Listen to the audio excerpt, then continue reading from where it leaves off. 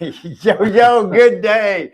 Welcome to another episode of the RoadFS DetailBookie podcast, where every week we dig in deep with detail business owners, suppliers, vendors, and explore their backgrounds, their stories, what motivates and drives them, and all with the intent of learning something. Or just completely screwing off for an hour. Yeah, or just having fun. I mean, the real intent, let's say, the real intent is we'd have to be working if we weren't doing this. So, it's all good. So today we have Matthew Goode. Is it Goode? Is that how you pronounce it? It's good. Good. It's all good. Excellent. That's right. So let's talk to Matt, because I'm sure a lot of people see your stuff online. You've always got something cool in your shop. Yep. We work on a bunch of classics. Mostly. Mostly. You do bigger trucks, classics. So let's tell everybody where you're at in the Kentucky world. We're in Brooks, Kentucky, literally a couple miles outside of Louisville. Been here all my life. Been in business for 13 years. Been doing it since I was 6 years old. Wow. All right. So how's that? Because you're not 19. 43, pushing 60. Wow. Yeah, exactly. You know what? I can appreciate that. So let's talk about, how you got into the business. You talk about 6. I imagine you were like at the foot of your dad in a garage. Yep. My dad's a local, well, I'd consider him, and I'd say people would agree, but my dad's a local hot rod legend around here. He's been painting cars and building hot rods since he was 13. He's 75 now. So when I grew up, it was my dad worked at Ford full time and he never really fully had a business per se. He just built everybody else's cars. So when I grew up, and still to this day, my father's still my hero. I wanted to be just like him, and I turned out just like him. But I was always into cars, and I've got ADHD, which I didn't figure out till I was older. But the way that my ADHD works is if I like something, I'm hyper focused on it, and you'll never beat me at it. I wanted to learn how to work on cars so bad. So my dad started letting me, and mine was just like it would have been old school with the job. I started out with all the crappy jobs. 6 years old, him and the people he was working for would pay me to clean out their cars, get the Bondo dust and all that stuff out of them. And then I guess about 10 or 11, I started wet sanding and buffing his paint jobs. I didn't get to paint until I was probably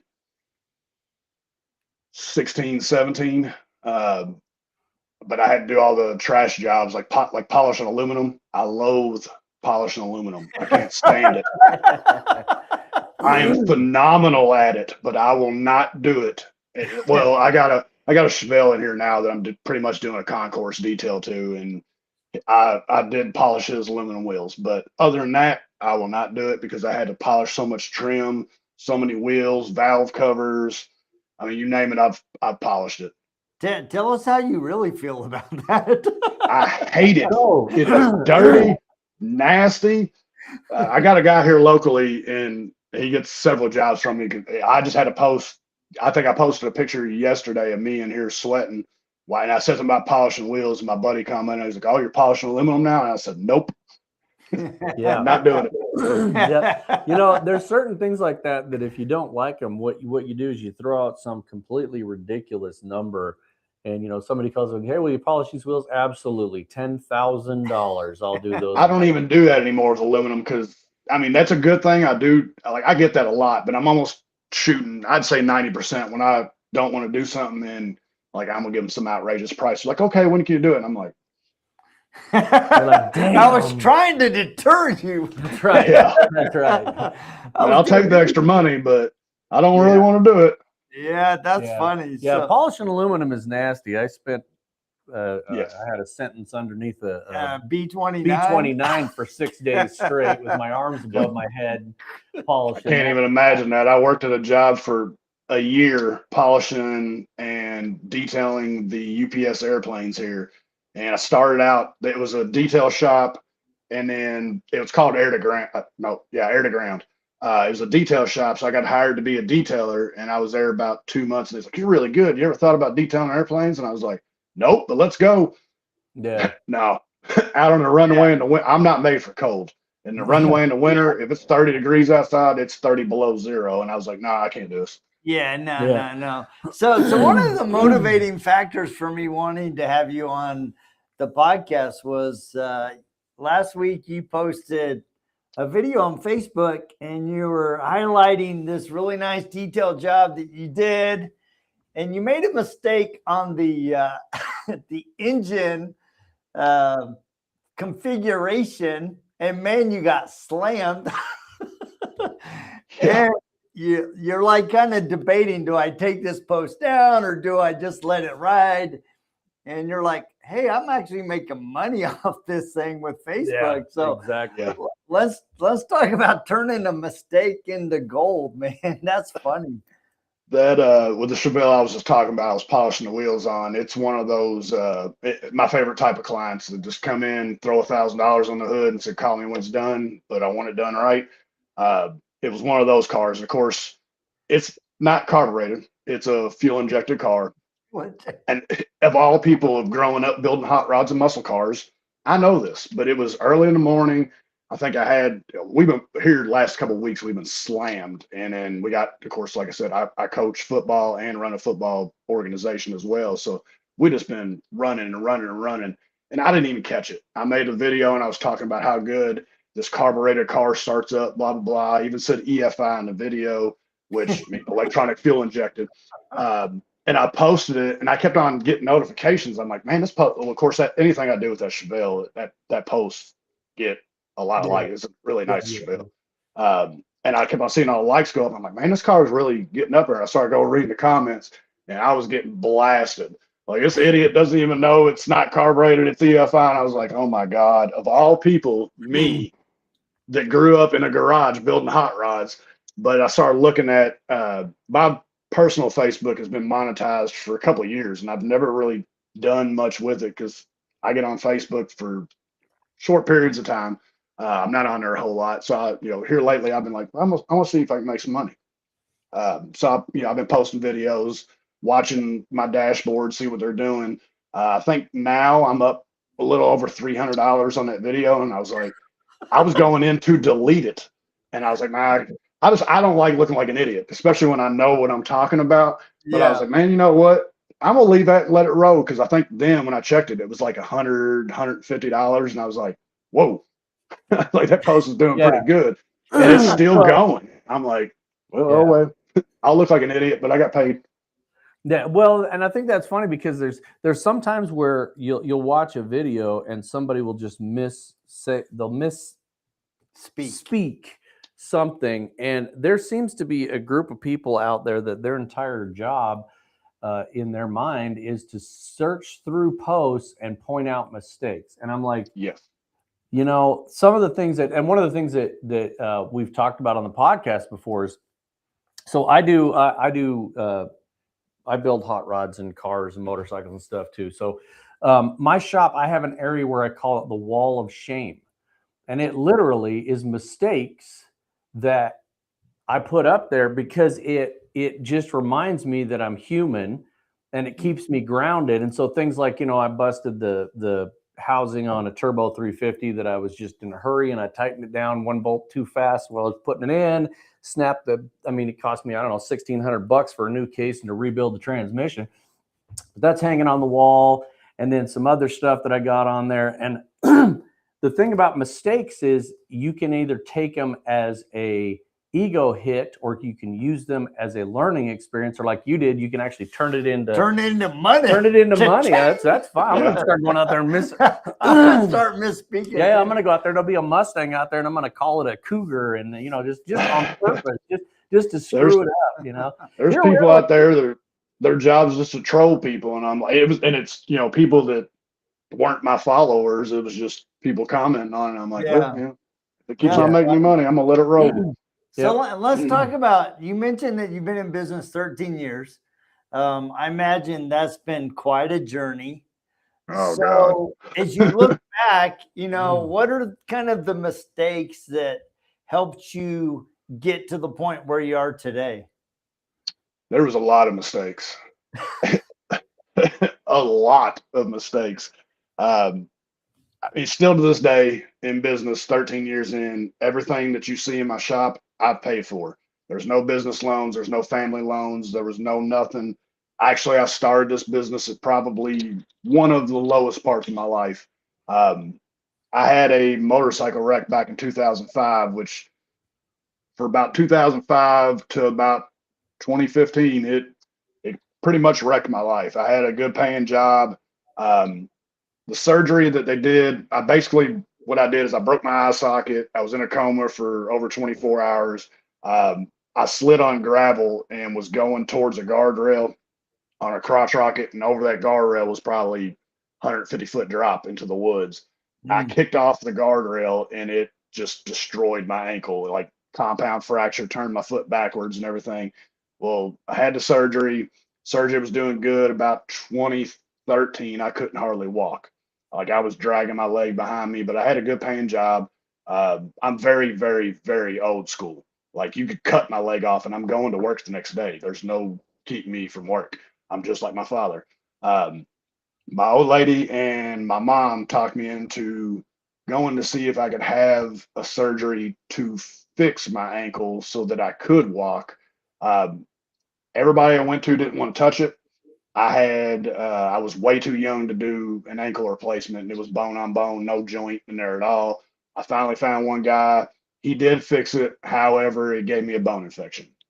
I've had and since 2014 is when he fixed it. 2015 is when I finished having surgery. There was 36 surgeries in between there. It was almost like 2 a week sometimes.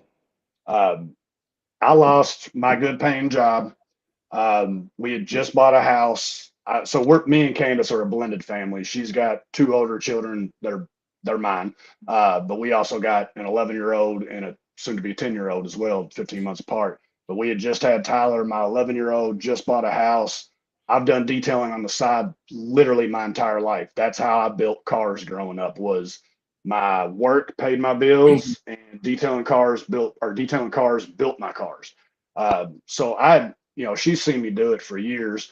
And she was working at a bank making $9 an hour. We tried to get food stamps and everything because my short-term disability was gone, my long-term disability was gone. I was basically, I forgot what they called it, but I was let go. So I had no money coming in at all, having surgeries sometimes twice a week on a knee scooter. And I'd have a surgery, come home, sit down for a couple hours, then I'd get on the knee scooter and go out in the garage and detail cars. And we couldn't get food stamps. We couldn't get no government assistance, nothing. They said we didn't have enough kids and we made too much money. And I'm like, $9 an hour will not even pay my mortgage. So Candace was like, I guess it's time to start your detailing business. That was a side gig. That was never planned. I was supposed to work at Ford, actually, like my dad. The day I wrecked my motorcycle, I was supposed to start the day after, which, looking back on it in retrospective, that motorcycle wreck was probably a blessing.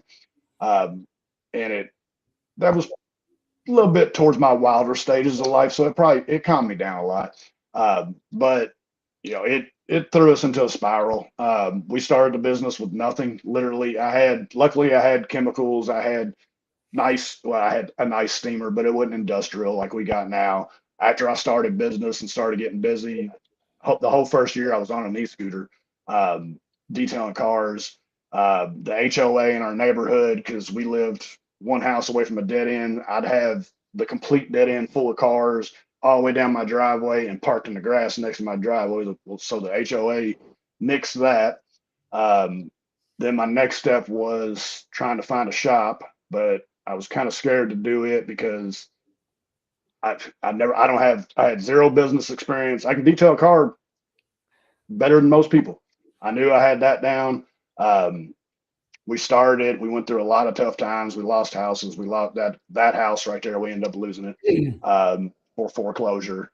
I ended up finding a shop, $1,000 a month for about 3,000 square foot, but only about 1,500 of it was workable area. The rest was offices and stuff. $1,000 a month. It was month to month. So that was good in case, I didn't make it. I could walk away and I wouldn't owe the rest of the year or however long my contract was. Stayed in that shop for about 5 years. And then I've been in this shop currently since then for 7 years. Hasn't been an easy road at all. Luckily, I got a good support system behind me because my wife's, well, she works with me now. She's detailing and ceramic coating, paint correction. She can do pretty much everything that I can do. But she kind of came in on accident too. I had a guy working for me for about 7 years, and he just up and left overnight. And that was right when my business started getting really busy. And we do a lot of show car stuff. It's called Mopar Nationals, I think it is, in Bowling Green. And of course, back when I started business, I was doing everything. I was doing collision work, body work, paint, air suspensions, building motors, like everything that I could do, I was doing because if I was going to do the business, I wanted to be like a Midwest, West Coast customs, to where you bring your car and you drop it off and we do everything to it. The only thing I really don't do is interiors. That does not work, especially not when it's one person. There's too many irons in the fire, and I'm really, really, really particular with my work to honor my father more or less, because my dad started a good name in business, and my dad's got probably hundreds of best paint awards. My dad was a hell of a painter and a hell of a car builder, still is. So I'm carrying on his name. It's my name on the building, my name on the business, but it's also his name, and he's what started this. So I got to honor my dad and continue to do good work because that's just how I was raised. But it's been a lot of trials, a lot of hard times, a lot of losses. I'm surprised I still have family, because there was points at times where I was, especially after I started business, I was sending Candace through nursing school. Told her she didn't have to work. We had 3 kids at that point. 4th one was on the way. She was going through nursing school, so I picked up a second job Sunday through Tuesday. I'd come in Sunday, pick up a box truck, drive all the way to Kansas, wake up Monday morning, drive all the way through Kansas into Indiana, delivering like big, huge pieces of glass for like shower enclosures. And then as soon as I get home Tuesday, I'd go straight, drop off the truck and come in my shop and start working. And I was, for one part, I was taking whore baths at the shop because I didn't leave for probably at that Mopar Nationals when Jason quit. I don't think I left my shop for 3 weeks because I had to get those cars done. And that's kind of when Candace came in, because I had 16 Chargers, Challengers that I had to coat before then. And on top of that, I was building 3 sets of custom headlights too, which take a lot of time. And then I think we had 8 regular details that day. And of course, Candace comes up there and I'm flipping out by myself trying to do everything. And she's like, "How can I help?" And I was like, you can't really, like, I call the customers with the regular details and just tell them, "I'm sorry, we can't get it done. We had somebody quit." And she's like, "No, we ain't doing that." And I was like, "Yeah, we are, because I can't get to them, and that's the least amount of money. I'm gonna do the big money jobs." And she was like, "Oh, I'm gonna start on it." I was like, "Oh, go ahead, fine." I was like, "Really, tell you the truth, I don't really care what they look like, because eventually, which we have for the most part, we don't do much detailing." I was like, eventually, I want to get out of detailing, and I was like, if that ruins my reputation on detailing, so be it, whatever. As long as I'm known for my paint corrections, my coatings, and other stuff that I do. But she came in, she rocked out, she knocked them out. She cleans cars better than she does the house. I'll give her that. She's a master at cleaning cars. That's because she's tired by the time she gets home. Oh yeah. I guarantee it, especially being in here. I think that I'm going to put that on quote of the year. I'm going to put that on me too. I'm way better at cleaning cars than I am at cleaning houses. Me too. That's me too. Funny. So I want to read this comment from Joel LaPalm. It's a really nice kudos to you. He said, "Matt is the hardest working fella I know. I met him. He was in his first shop and spent many nights sleeping in the shop where they did everything. Love Matt and his family." So that's a nice kudos, because Joel knows a lot of people. He interacts with a lot of detailers, and yeah, it's great. He installed under car lights kits. Amazing job. Yeah. So Joe's Yeah, always he been does my all the dude. cool stuff. See, and it's funny because when I started my career out as a mechanic, and then I went into restoring cars, and I worked in a shop for a while. And everybody wants to work on the really cool cars, and that is a hard road. It's hard to do that because sometimes there's not some show going on, or there's not somebody that wants to, put custom headers on something. And so you've got to take in stuff that's not as cool, and that's when it gets hard. But there's still, with the car culture nowadays, there's so many different avenues. I mean, you've got the import cars, and you've got lowriders, and you got hot rods, and you got the donks, and you got the squatted trucks and the lifted trucks, and so there's so many different avenues you can go into right now. That's really good, and I think that is really good. You see what I did there? Yeah, that was good. I think that's really cool that you're able to do that. Plus, you're in a large enough community. You're close enough to a larger community where you can do that, and that's what we get a lot of questions. People are like, "Well, there's no way that they can only do that one thing," and I'm like, "You can if you're in the right place." Market, and that's the thing is you got to know your market, and then you've got the added benefit of having a legacy behind you that did that. So. Man, there's just so many of these all day long I could do. So you've got a good name behind you. I mean, dude, how do you not you got a do good that? wife. How could you not do that? Dude, she leaned into you when it was hard. In fact, she was the one that pushed you to build what you have today. So yeah, that's awesome. Let's give Probably the worst decision, but also the best decision of my life. Like I said, that motorcycle wreck was probably a blessing in disguise. And that owning a detailing business was never even crossed my mind. It was always a side work. Yeah. Well, and that's because it is hard work. I mean, there's a lot of people. There's an article. I was talking with Megan, the president of the IDA, this morning, and she did an article for, oh man, I want to say it's big. I can't remember the name of the organization. It's like New York Times or some large news organization, but they were asking about detailing. And the thing about detailing is it does have a lower entry level point than other businesses, but that doesn't mean that it's an easy job. In fact, it's the opposite. You can get into it for pretty cheap. I mean, somebody can literally go from that guy you see at the side of the road when somebody stops at a light that runs out and washes your window and hopes you tip them, to being a detailer by changing your name and your location. And so a lot of people think they can get into it and do that. And so it's a high turnover industry. And very high. The challenge that I see in the industry, and this is something I was telling Jody yesterday, I wanted to point this out on the podcast. So many of us will bash or roll our eyes or say something because somebody is YouTube certified. And yesterday on a professional detailing forum, a person came on and said, should I pay for this training? It's going to be a training here, and literally every other comment was, no, I learned on YouTube. No, I learned on YouTube. No, you don't need to pay for training. And I'm like, this is what's perpetuating this as a bad industry. So the point is, you either are somebody, and I put people in 2 or 3 camps in detailing. You're either a car guy or gal that started out in cars and you learned through going through that process, or you're somebody that's a business person and you've chosen to go that route, or then the middle one is you're somebody that's doing a quick cash grab.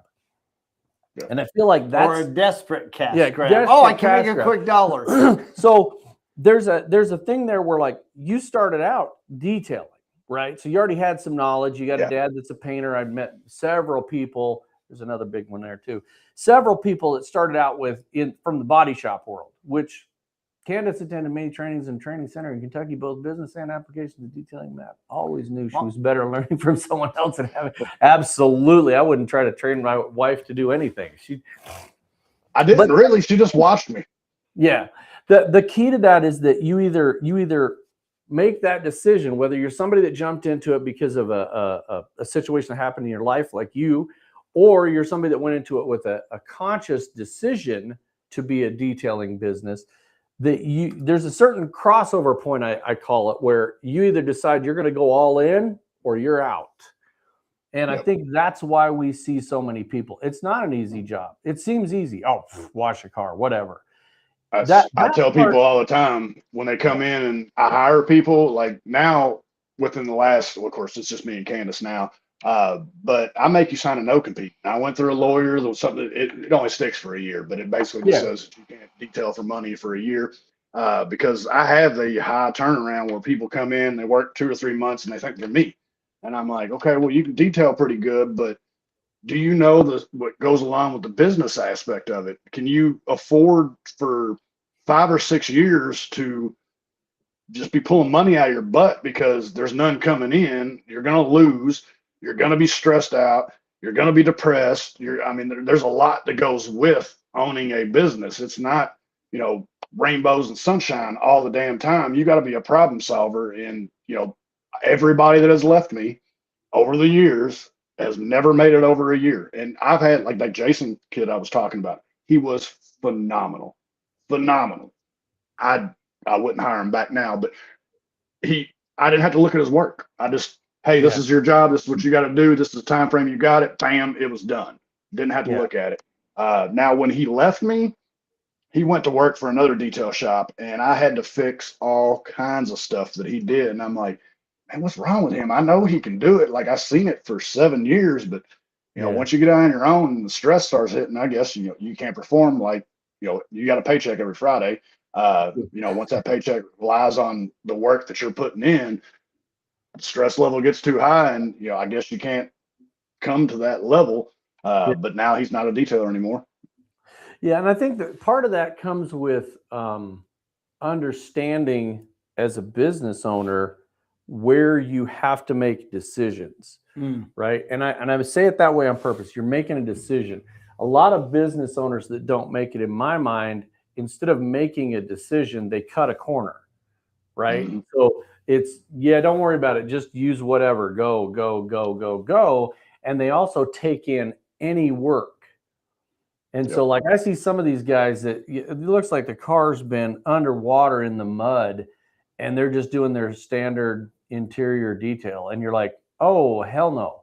That's way above and beyond. That is like, stop. This is way beyond my typical. This is going to be a, extra charge on top of that.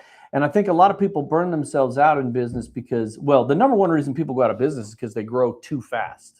It's not because they don't grow. It's because they grow too fast. They get into it and they're like, okay, and I got to buy the Lamborghini steamer because I got to look good. And I got to buy 15 polishers and I got to have all the racks to hang them on the walls. And they got a really great looking shop for a year, but all their money's gone. And a lot of times it's like, just go with what you've got.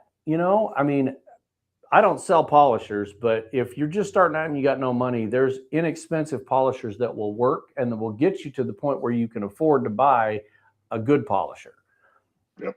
I had first probably 4 years of business. I was using a Harbor Freight polisher. I'm a rotary guy. They didn't have DAs, and you had the Cyclo. But that was expensive back then when I was a kid. So I learned how to cut and finish with a rotary. It's been a long time since I finished with a rotary, but I'm sure I could probably still do it. But I've always been a rotary guy, but I used a Harbor Freight DA for, like I said, probably the first 4 years of business. Yeah. Well, that makes sense. I would have put money on that because body shop, that's all we have. In a body shop, you got a rotary because you're first off, according to paint manufacturers, you're cutting it way too soon. It should sit out there and bake way longer than you're going to let it. But money's money and you got to get it out the door. So you're cutting and you're finishing with a rotary and then it's out the door. And when I was working in the restoration world, man, I thought I was detailing, baby.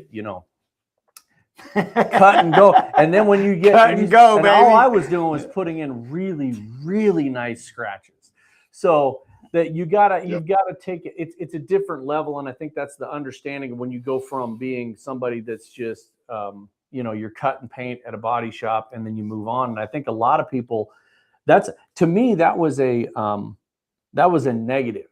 When I got into detailing, after we started the RoadFS and DetailBookie, the CRM side, I thought I was detailing, but it actually hurt me because I was doing way too much. First time I got on a DA, man, I was like, dude, you're trying to push through the paint. You gotta let the tool do the work. You're gonna burn through it.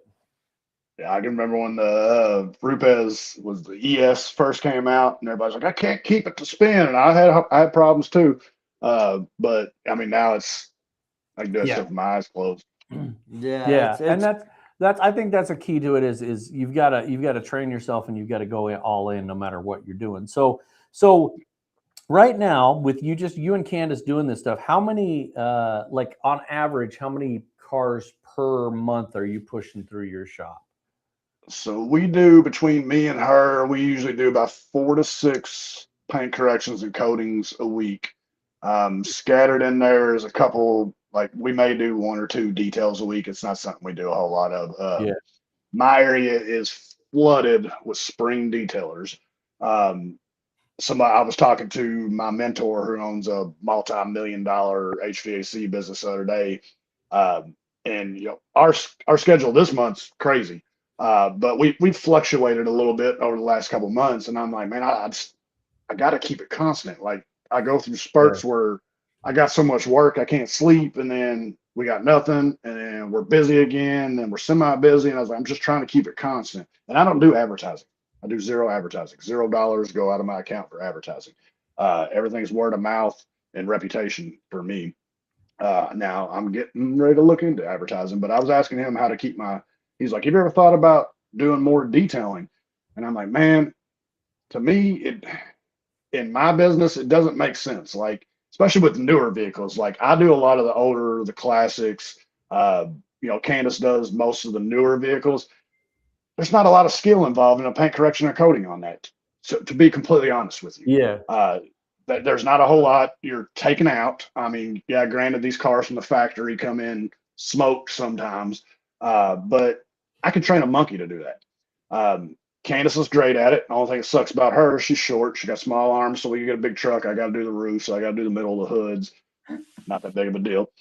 But the side of it that I do, like that takes 30-something years of experience, and it's not just from being in the detail shop. Like I've experienced old paint from me spraying it to, I don't know if y'all know, you might know it. You ever heard of Imran? Oh yeah, for sure. And very familiar with that. The different paint and everything. And that's what I don't think people realize, that classics, especially like somebody rolls in a really nice classic, and the first thing you're going to do is I'm taking a paint gauge and I'm seeing how much Bondo's in this thing, because you don't have any idea how many layers of paint, what they painted it with. Is there something underneath that substrate that is, they got an Emeron or a lacquer underneath there that they just skipped and painted over the top of. So there's a lot going on there. New cars, they suck because they got about as much paint as I have hair. And old cars, sometimes what do we do? We did a video. I don't know if you've seen it, but we did the Peel Clear, it's a spray on PPF. They sent me the bundle of that, and I did a kind of a review of it. And I have a quarter panel off of 55 Chevy that it's basically artwork, but it's just the whole quarter panel off 55 Chevy, and it had six mils at the top, and in the middle it had 93 mils. And that's not paint, ladies and gentlemen. That is filler. A lot of filler. You're not going to start heating that up, because if you do, you have just destroyed somebody's really, really great mud work. Here's going to be another one that's going to knock you over. You mentioned the paint gauges. I have 2 of them. I hardly ever use them. I'm old school. I go by touch, feel, smell. I can tell when I'm getting close to burning. I can tell when, I hardly ever use a paint gauge. Like I said, I've got 2 of them. They're great, but they're not really nothing tells you really how much clear is on the car. No. It tells you from the substrate of the metal to the top of the clear. So you're still kind of guessing anyways. Oh, absolutely. So but it will tell you. I hardly ever use one. Yeah. And I think that's the key is there's certain telltale signs right? If I look at somebody's car, I'll go to my wife hates going to car shows with me because I pick out stuff. And you go to a car show and you see this super deep scratch under some shiny clear, and you're like, there's a lot of filler in that. And she's like, how do you know that? And I'm like, all right, well, I'll tell you how I know that is because that scratch is deep enough and there's no primer showing through that they sanded with 80 grit through the Bondo, and then they just started blowing stuff on it, and those grooves fill up with all the material, and that's why they're shiny. So Yep. You can pick things out like that. You can reach your hand underneath the fender, and where there used to be a chrome hole, there's a big glob of Bondo. And the old school one used to take a ball peen hammer and hit it. And I mean, there's all kinds of crap. So understanding that it's a different game. Working on a classic is a different game than working on a newer car. And it is hard to do both because you're in two different worlds there. You're thinking about different things.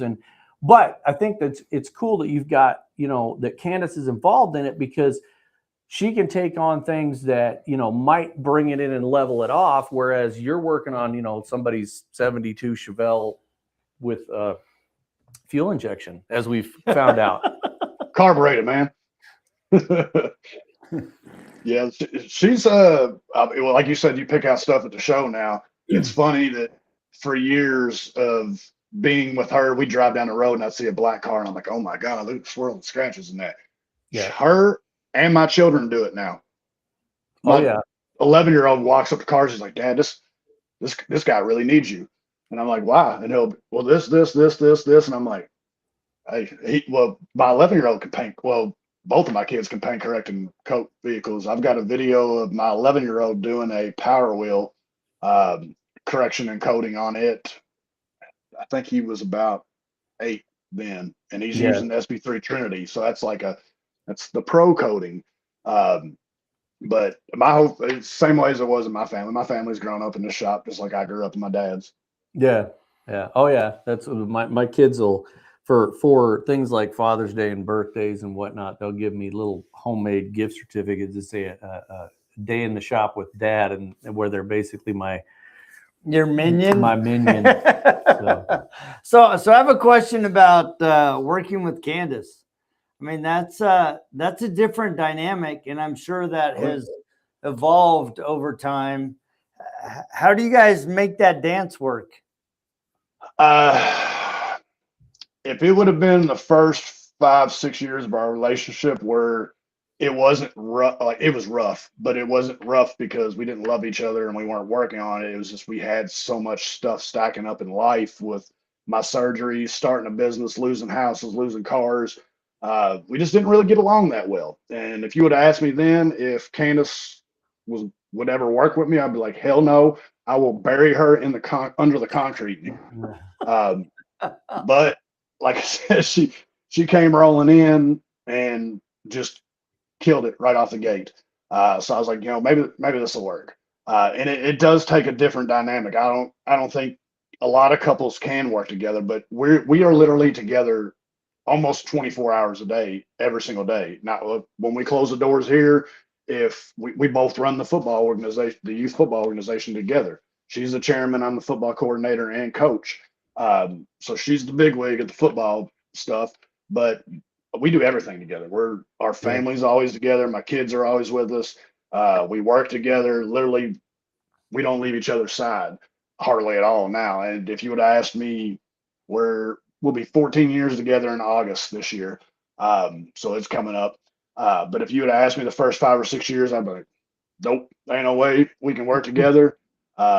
Somehow it evolved to this, and it's great too because she's got skin in the game. If she doesn't deliver, our kids don't eat. Right. So when I tell her, hey, just like it was with Jason back in the day, here's your car, here's your time frame, this is what needs to be done, get it done. She'll go do it. I don't have to look at it. She'll take it outside. She knows how to take my videos. She'll take the video. Only thing she doesn't do is I don't know if a lot of people even see it, but especially when I get my reflections, I always go up and I go like this. She doesn't do that. But other than that, she knows how I take my videos. Like she knows how she answers all the phones. I don't hardly ever talk to customers much anymore. She does all the scheduling. She yells at me if I schedule anything. Because you know how women are. I go out there and talk to the client for 30 minutes and like, oh yeah, I got a big money job, go start scheduling. And she's like, well, I had something in my head I was going to put on that date. And I'm like, I can't read your mind. So I get yelled at if I schedule stuff. It's turned out fantastic. It's not always like I said, life in general isn't always sunshine and rainbows. Yeah. But for the most part, we make it work and we do good at it. 2023, I think, or 20. What was the last year's Southern Detailers Conference? It's 23. 23, That year, I was nominated for Detail of the Year, Detail Shop of the Year. She was nominated for Female Detailer of the Year. I won Detailer of the Year. She didn't win or Female Detailer of the Year, and we didn't win Shop Detailer of the Year. But we kept it all in Kentucky pretty much. Austin, shout out to Austin Clean Cars. He won Best Detail Shop of the Year. So we kept it on, and I think Jerry Grant won Best Mobile Detailer, and he's not even mobile. But he's another local guy too. So the local guys killed it at the last. And that was right there. The last year that was there in Louisville, and it was that was kind of cool because it was local people. I remember that. We might have had something to do with being there. Yeah. But that's the thing is I think it's so many people ask the question of how do I do this, and you have to. If I look back at what your story is, somebody can't replicate that, right? I mean, they can't. You've got to be like, okay, you got to go to the little kid that's 6 years old and go, okay, see how your dad owns a body shop? This is what you need to do, right? I mean, you can't do that. So if they want to start a business in detailing, I think they have to first off look at their market. They have to do a market analysis. And that sounds like, that's one of those big business things, but you have to. Where are you at? What is the most likely thing you're going to do? If you're in a farming community, man, I'd be doing industrial coatings all day long. And I'd be charging an arm and a freaking leg. Piece of farm equipment's $250,000 for a combine.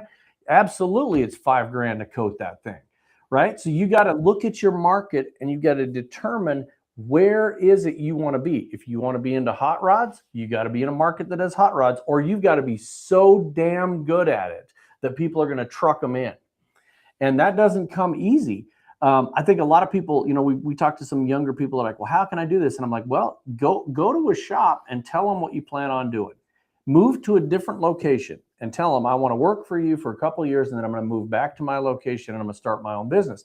Be upfront with the person, because if I came to you as a young guy and I was like, hey man, I'm in Idaho.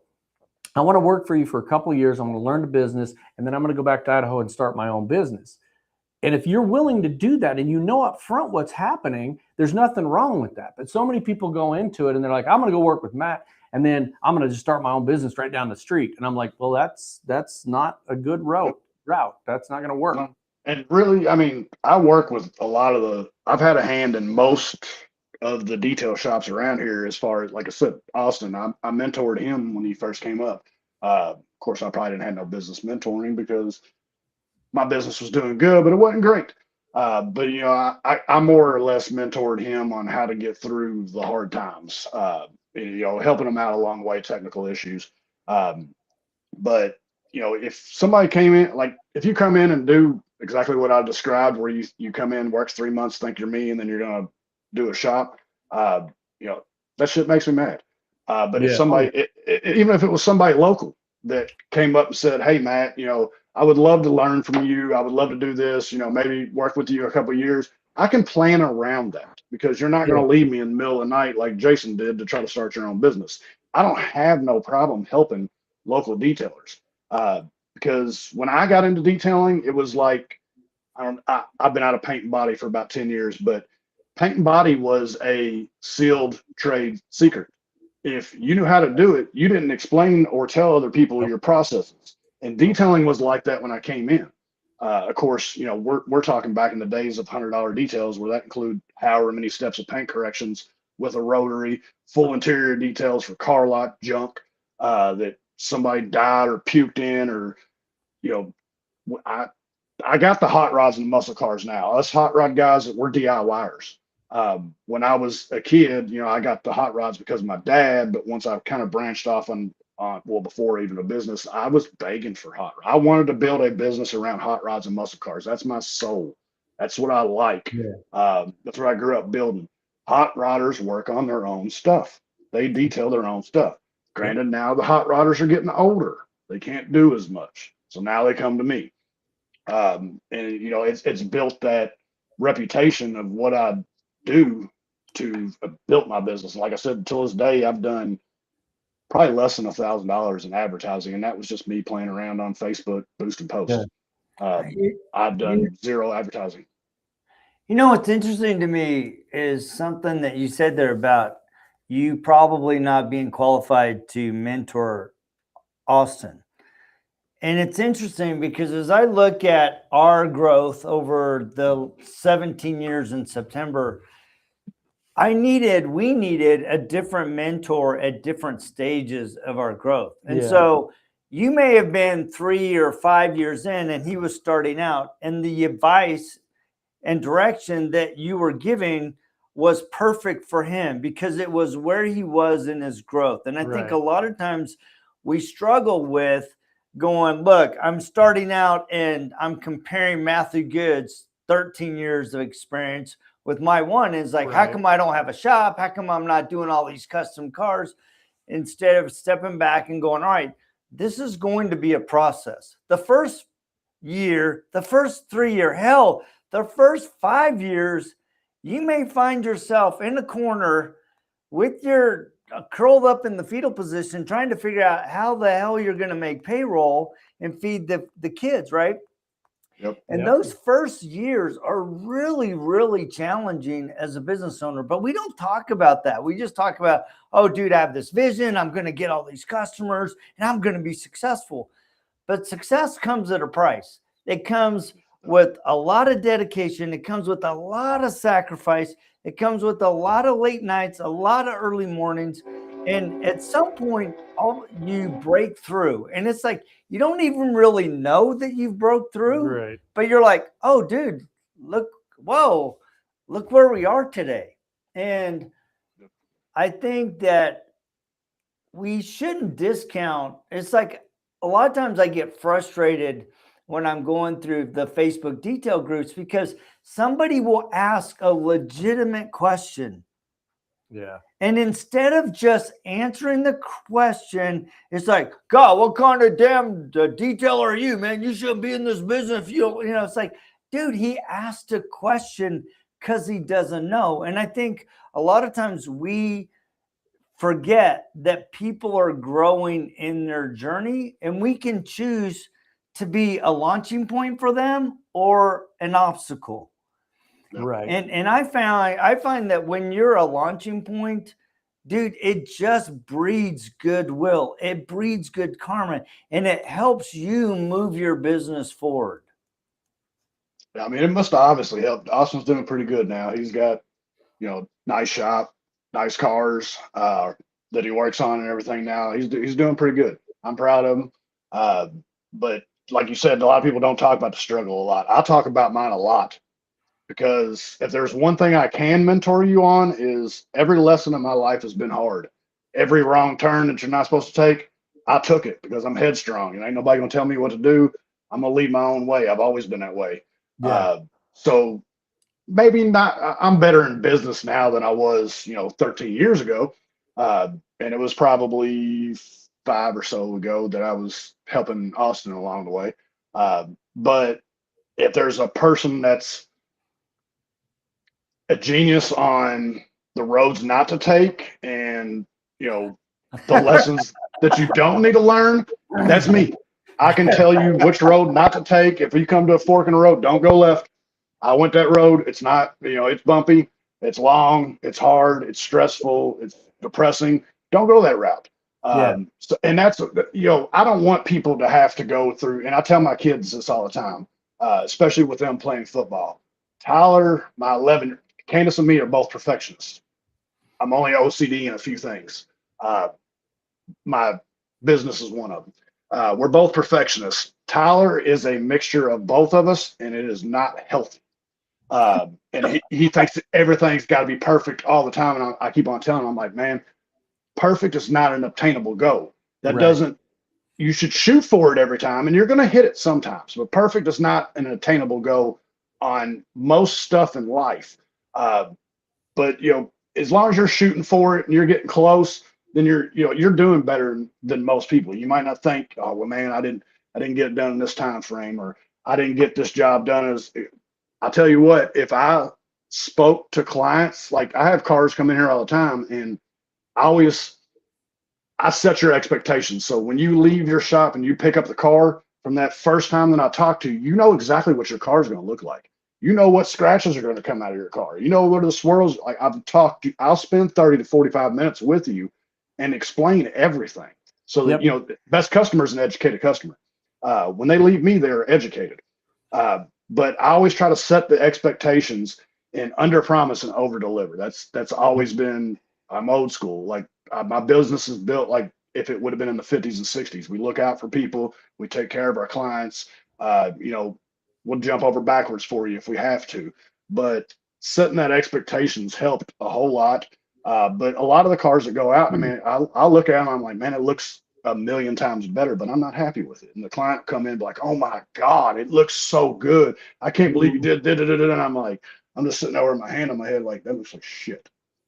Yeah. Are you serious right now? But yeah, but that's, I think what first off, you've given a really, really sound business advice, not just detailing, but in detailing for sure, set the expectations up front.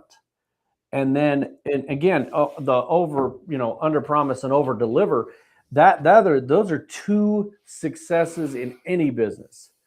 Right. I don't care what it is. I don't care if you're Amazon or McDonald's, or as Kirk Evans always says, you're the Burger King, man. When somebody comes into his shop, they know they're going to get the whopper of details. Yep. And it doesn't matter if you want it to be, the Ruth Chris steak. They're expecting a Burger King Whopper. So give them what they're expecting and a little bit more, and you're always going to do well. And I don't care what business it is. Seriously, it doesn't matter. Amazon can deliver my package 100 times on time, 100 times on time, 100 and that one time that I expect it, on Wednesday and it doesn't show up until Friday, I'm pissed because of the expectations, not because of the 2 days. It's never the 2 days. It's always the expectation. There's a couple of detailers I think that do a really, really good job of that I've been in their shops. And that's the key. That's why they're successful. They're going to get it every time, right? You're going to spend 30 minutes with the client. I'm sure they appreciate that. The one day that, I roll in after you've spent 30 minutes every time I've come in and I bring you a new car and you're in a hurry and you just like, hey, thanks, man. See ya. And I'm like, wow, what happened to the 30 minutes? What happened to the, I don't know which scratches are coming out, right? So be consistent. And I think that's also a good lesson for employees. If you have employees, they have to meet the expectation of you and your clients. They don't have to be you, but they have to meet those expectations. We were at a shop here locally, and the expectation is regardless of what detail you do, that center console, that shifter, that and the steering wheel and everything are going to be clean. It takes an extra less than a minute to wipe the stuff and the dust and the things off, regardless of where they're at. And that's a hard one for this guy's employees to understand. Well, they didn't pay for an interior. It doesn't matter. That's the thing. It takes you a couple seconds to take a rag with some chemical on it and wipe that off and make it look clean, because that's where they're going to sit down. And you want them to have that fresh feeling of my car's clean. So exactly. that is, to me, that is like, that's it. You put that above the door, right? And along with, we open the door. Yeah, along with mine, it says, don't be a douche. That's the thing. Just don't yeah. So we're coming up on wrapping up time. So as you think back over the last 13 years, what advice would you give to other detailers at any stage of their business? Don't give up. Hard work does eventually pay off. Our jobs suck. I mean, I have fun because I love cars. Right. When I get a slew of newer cars, it gets kind of boring to me because I like newer cars. Don't get me wrong. They're not as cool as classics. No. And that's, not everybody feels that way, but I grew up building classics. When times get tough, turn the corner. make a new decision and figure out how to fix it. Yeah. I've always been old school. I've got that never give up attitude. And I wouldn't have made it as far as I did had, if we go back to the first 5, 6 years of business, if I would have just gave up. Now we're 13 years in. I've traveled all over the United States, detailing cars, private collections, worked for Mecum Auction, doing high-end detailing at Mecum. I've worked for RM Sotheby's. I'm currently going back to Monterey Car Week in August to do that for RM Sotheby's again. So, I mean, your life and your business is going to be whatever you put into it. If you sit back and just let it see what you can do, you're not going to get anything out of it. You've got to put the work in. You've got to build the foundation. That first 5, 6 years was me building the foundation. I didn't realize it then, but me never giving up, me taking a whore baths in the sink, trying to make the money so I could pay for Candace's nursing school that she's not even a nurse. She details cars. And working a second job, that was building the foundation for what is to come. Now we are kind of plateaued right now in business, but that's kind of been purposely because that first 5 or 6 years, I missed a lot of the baby stages with my kids. Yeah. Never neglect your family. Never, because nobody is going to stay. Your friends are not going to be there once you start a business. I promise you, 99.9% of them are not going to be there.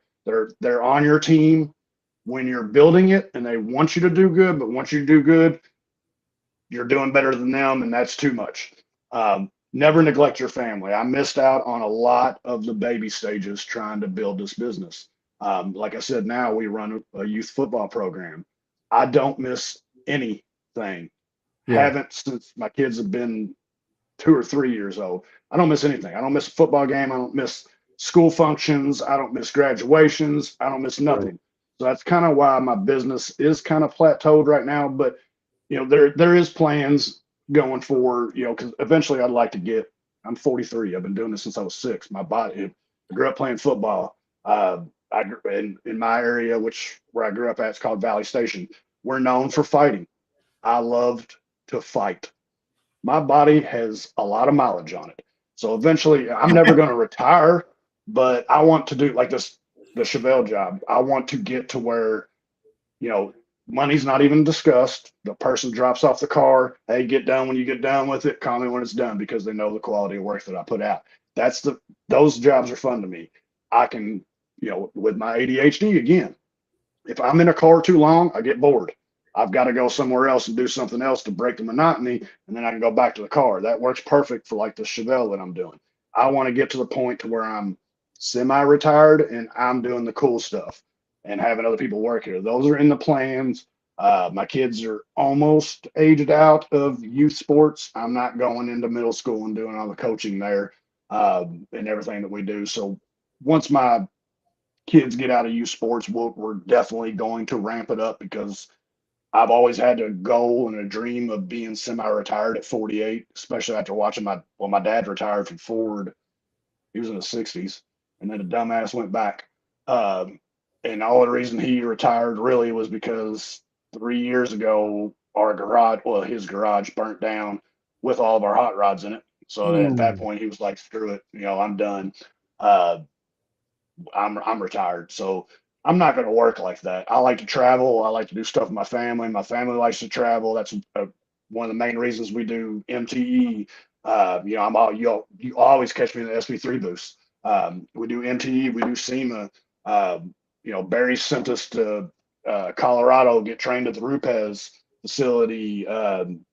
He sends us all over the place. If somebody wants to get trained or something, and we got to come to them. I do in shop trainings. Sometimes they come to me. Sometimes I've been a trainer for SP3 for 4 or so years now, and I'm a brand ambassador now. That's good. As well. So none of this stuff would have been accomplished. And to me, here goes back to the perfectionism again. As much as, and sitting right next to me, Best of Kentucky 2026, that doesn't mean shit. It really doesn't to me. I'm honored, but at the same time, with my perfectionism, until I get closer to the end goal, I still consider myself as not doing that much. because of the way I am. But none of this would have been possible had I gave up 5 or 6 years in. Well, that's the thing is it's about tenacity, and you know the old adage of It's a marathon. it's not about falling down, it's about getting back up. And I think that is the thing is a lot of people are hit with you know, a lot of adversity and in their own life, whatever it is they're dealing with, but it's how you get back up and how you react afterwards that are going to make it or break it. Yeah, and that's good. Well, Matt, thank you so much for giving us your time. This was a great conversation. Learned some new things about you that I didn't know about your background, which were really cool and inspiring. Appreciate you taking the time. Shout out to your lovely wife and family who helped you build that machine. It's not easy building a business. So Rod and I can attest that great wives make a big difference. So guys, if you don't know Matt, it's Goode's Custom Garage. I messed up. I put customer garage. So he's all customer focused. The website's right, but the website's right, but it's a customer garage. And please remember, don't miss an episode, dude. Rod and I have so much fun doing these. This is our favorite part of the week, getting to talk to people about their stories. You know, we were at Sonex last week. We got some other events coming up. And please remember to like, share, and subscribe. And we are always here and looking forward to a great conversation. Happy 4th. Be safe. Come back with all your fingers and toes and everything. And maybe a little hearing. Your hearing. I'll be giving away a car, so I'll be watching fireworks. I'll be on the field giving away a car. That's it. I'll keep on my fingers this year. That's right. That's it. Right. Well, thank you, brother. Thanks, you have a great day, and we will check you same time, same bad channel. See ya.